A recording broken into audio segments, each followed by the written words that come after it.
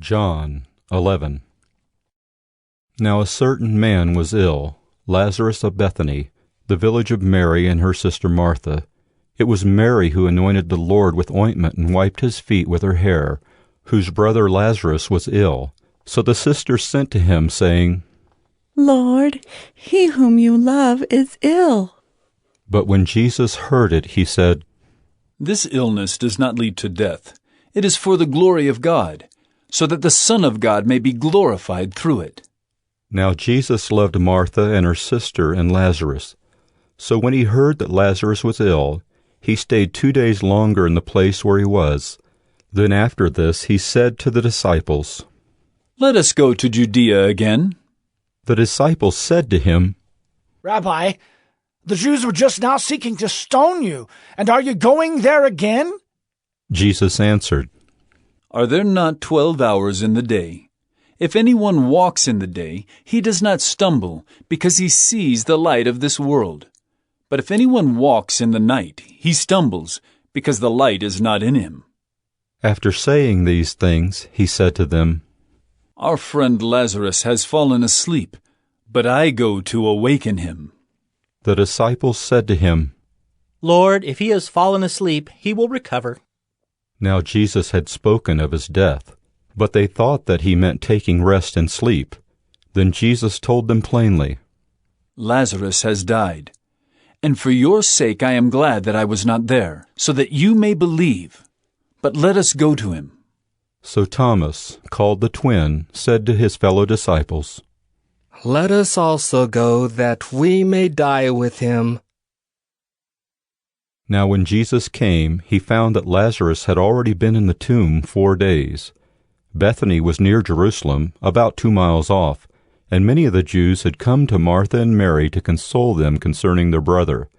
So when Martha heard that Jesus was coming, she went and met him, but Mary remained seated in the house. Martha said to Jesus, Lord, if you had been here, my brother would not have died. But even now, I know that whatever you ask from God, God will give you.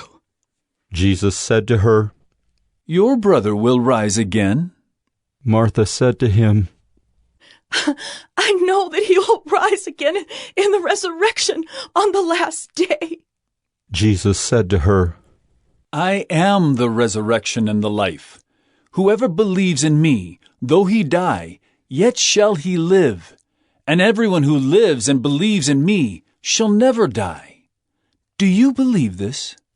She said to him, Yes, Lord, I believe that you are the Christ, the Son of God, who is coming into the world.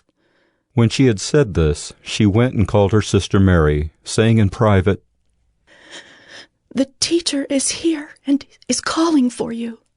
And when she heard it, she rose quickly and went to him. Now Jesus had not yet come into the village, but was still in the place where Martha had met him. When the Jews who were with her in the house, consoling her, saw Mary rise quickly and go out, they followed her, supposing that she was going to the tomb to weep there. Now when Mary came to where Jesus was and saw him, she fell at his feet, saying to him, Lord, if you had been here, my brother would not have died. When Jesus saw her weeping, and the Jews who had come with her also weeping, he was deeply moved in his spirit and greatly troubled. And he said, Where have you laid him? They said to him, Lord, come and see. Jesus wept. So the Jews said, See how he loved him. But some of them said, Could not he who opened the eyes of the blind man also have kept this man from dying? Then Jesus, deeply moved again, came to the tomb. It was a cave, and a stone lay against it. Jesus said, Take away the stone. Martha, the sister of the dead man, said to him, Lord, by this time there will be an odor, for he has been dead 4 days. Jesus said to her, Did I not tell you that if you believed, you would see the glory of God? So they took away the stone, and Jesus lifted up his eyes and said, Father, I thank you that you have heard me. I knew that you always hear me, but I said this on account of the people standing around, that they may believe that you sent me." When he had said these things, he cried out with a loud voice, "Lazarus, come out!" The man who had died came out, his hands and feet bound with linen strips, and his face wrapped with a cloth. Jesus said to them, "Unbind him, and let him go."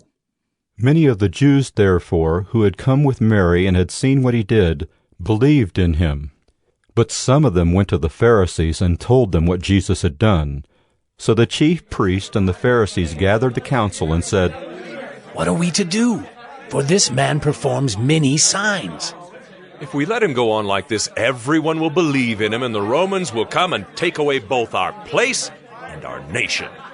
But one of them, Caiaphas, who was high priest that year, said to them, "You know nothing at all, nor do you understand that it is better for you that one man should die for the people, not that the whole nation should perish." He did not say this of his own accord, but being high priest that year, he prophesied that Jesus would die for the nation, and not for the nation only, but also to gather into one the children of God who are scattered abroad. So from that day on they made plans to put him to death. Jesus therefore no longer walked openly among the Jews, but went from there to the region near the wilderness, to a town called Ephraim, and there he stayed with the disciples. Now the Passover of the Jews was at hand, and many went up from the country to Jerusalem before the Passover to purify themselves. They were looking for Jesus and saying to one another as they stood in the temple, "What do you think? That he will not come to the feast at all?" Now the chief priests and the Pharisees had given orders that if anyone knew where he was, he should let them know so that they might arrest him.